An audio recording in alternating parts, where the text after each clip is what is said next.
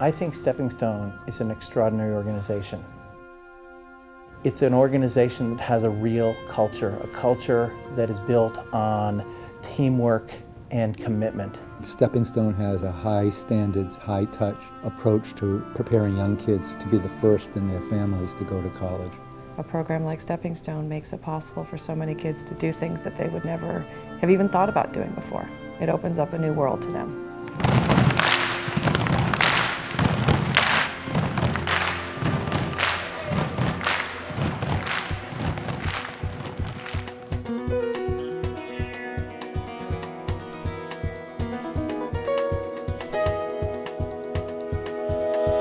I met Mike when he was 15, and we were both sophomores at the collegiate school here in Manhattan. He was always the person with the magic trick, with the card trick. He was always the person laughing and smiling and making others around him laugh and smile. He was a good kid always, and he said he wanted to teach, and his desire was to be a teacher. So when Michael was at the Harvard School of Education, and he started to think about what to do afterwards, what to do next, he and I started to talk about doing something together, and something in inner city education, and maybe something new, and something fresh, and creating a nonprofit. I think I met Mike Danziger and John Simon in 1990. They had this vision for a new program. It was unformed and they were in the exploratory stage. But to be honest with you, I thought they were two privileged kids who had this vision and didn't have a clue about how to go about it. It was my greatest underestimation of people in my career because they went on to do just great things. But when I first met them, I thought they were dreamers. We were so excited, but yet so humbled, and then kind of committed to really improving and going to the next level and really making this happen. I believe in the power of education, and I think that the crisis in education in our society literally challenges our society. When Mike and I talked about Steppingstone for the very first time, he said, "Luis, we have a terrible problem here in Boston. Imagine a world where the best and the brightest don't go to college. We need to do something about that. That these very kids suffer from lack of educational opportunity, and that he was going to devote himself to that, try to make a difference in that way, was astonishing to me, heroic."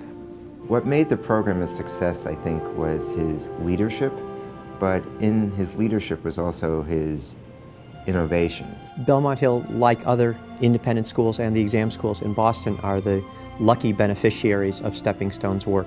We get to see wonderful boys here at Belmont Hill, but boys and girls come through this program who are bright, talented, eager, and because of Steppingstone are better prepared to attend our schools than they ever would be otherwise. We are a much better school because of the Steppingstone scholars we've had. Mike invited me to come to a class. What I would like to tell you right now is that it is... They were teaching one of my favorite books, To Kill a Mockingbird. So I was just totally hooked. And I saw these kids, it was 80 degrees, it was sunny, they could have been outside playing, and they're discussing To Kill a Mockingbird. Well, he's really tall, but he can fit in a small car. I can't believe that. And he's like Superman. For somebody who, if you just look at the way he dresses, which is unique, he can walk into a room and it can disarm people.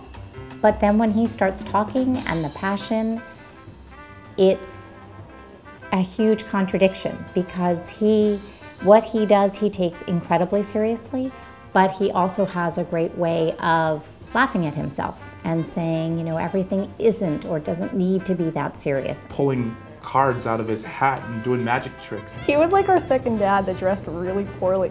A great storyteller. Too tall. Good looking. No, wait, that's Betsy. We can't do any celebration of Mike without celebrating and thanking Betsy. I thought it was really an exciting thing to do. However, we were in the middle of a graduate school program, so I wasn't sure how he was going to manage both finishing grad school and getting a program like that up and running. Because everybody told him and John that there's just no way this was going to happen. Who were these two guys that were going to come in and change the world, and they didn't listen to that. Typical of Michael, he got everybody enthused. Well, I certainly don't think he had any idea what he was getting himself into. He was doing everything from teaching the classes to driving the kids around to getting them lunch and everything. And I remember while he thought it would take him about an hour to pick up all the kids, I think it took him about 3. Mike is an amazing guy when it comes to thinking about the impossible. and he pursues, like no one I know, goals and objectives that are bodacious and seem impossible. He genuinely, truly believes in the potential of every single kid, and he believes that any kids can succeed if just given the right opportunity. I think that's very important. I think that's meaningful when the head of the program will come and sit down and get to speak with students individually and as a group. I think that's very important, and he does it on a weekly basis. So in our first class we admitted 14 scholars at the class of 1991, and we were just in Boston. Now in Boston we are serving 1,000 kids in grades 5 through 12. We also have affiliate programs in Hartford and Philadelphia. We have launched a national association serving college access programs that's in 30 states, collectively serving 30,000 students. And we're about to launch a new program in Boston that we hope will have a much larger impact.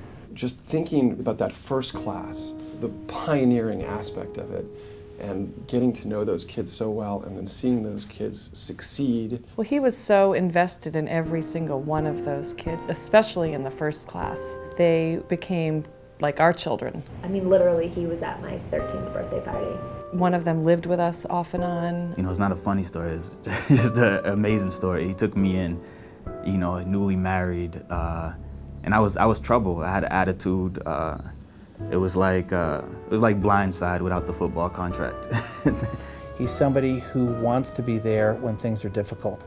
And my experience is when things are at their most difficult, that's when Mike really rises to the occasion. Whether it was our family or any other family, I feel like it was always the same. He was always someone who was ready to invest everything that he had into the scholars in the program because he truly believed in them. He would be so open and so willing to invite us into his life and invest his time and his life into us. Without it, like without Steppingstone, I don't think I would be around. I don't think I would be doing the things I'm doing now. I wouldn't be teaching. Mr. Danziger and Steppingstone basically saved my life.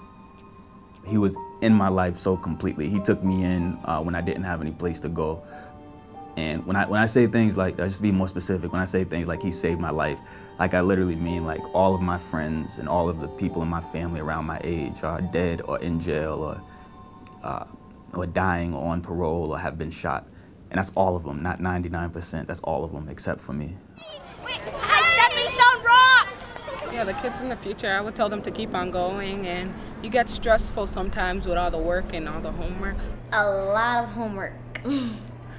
But the homework turns out to help you because I didn't know a lot of things that we was gonna learn in 6th grade, so we're gonna be ahead in class. But just keep going because you can really do this and you're gonna go to college eventually. Yes. If you put your mind to it. It's a great opportunity in your lifetime that you don't get often.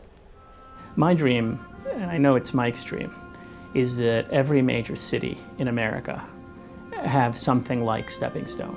It's been a joy for me because I've seen the program go from inception and just a blurry vision initially of what this program could do to execution and expansion in other cities. One of the things that is truly remarkable about Steppingstone and Mike and the entire team is the way they think not just about the past 20 years, but the next 20 years. All of those instances have really illustrated what the mission means and why we need to keep driving forward in terms of developing new programs and strengthening the current program. What I'm most proud about is that we've really accomplished our goal of college success. So over the next 20 years, I would wish for Steppingstone and for everybody involved with it as much growth and as much success as we've had in the first 20 years, but really taking that to a new dimension. The passion, I think, needs to continue to be there. I think it hasn't changed at all since I've been here, and I think that's awesome. I think we're in our infancy. Ideally, in 20 years, you wouldn't need a stepping stone, but realistically, I think it'd be great if the first wave of Stepping Stone scholars were the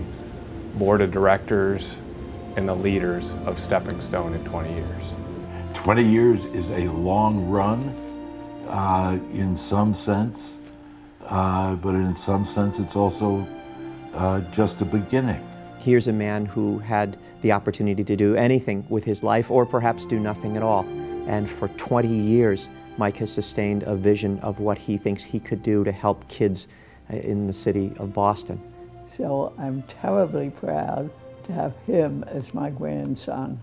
Steppingstone has been a very important part of his life. He has done a wonderful job with it, You all know how successful it is and how good he is with it. And I would say, as far as being Michael's parent, I am very proud of what he has done with Steppingstone.